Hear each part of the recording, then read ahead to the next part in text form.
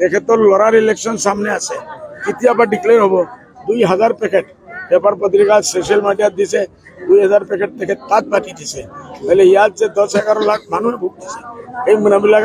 10টা পেকেটও আজিলৈকে দিয়া নাই এটা লজ্জাৰ কথা মই তেখেতক আহ্বান জনাই আছো বলে আপুনি লজ্জা কৰক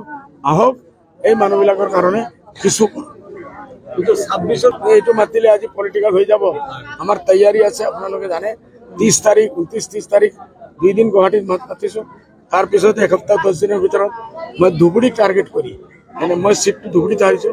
ধুবুৰীৰ all communities all MLA all committee সবক লৈ আমি বহিম আৰু কি এইটো ভিতৰত আপোনালোকে জানে ইতিমধ্যে আমি কৈছো যে আমি এটা ইনফ্ৰাষ্ট্ৰাকচাৰ চেঞ্জ আমি আনিব সেইটো আমি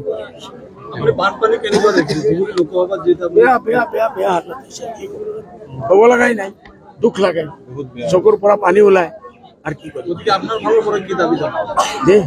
এইটোৱে আমি দাবী জানাইছো সরকারে এইফালেও ধ্যান দিব লাগে আর দিল্লি থেকে ন্যাশনাল ক্যালামিটি যেতিয়ালৈকে ডিক্লেয়ার নহব এই সমস্যাটো কেতিয়াবা হ'ব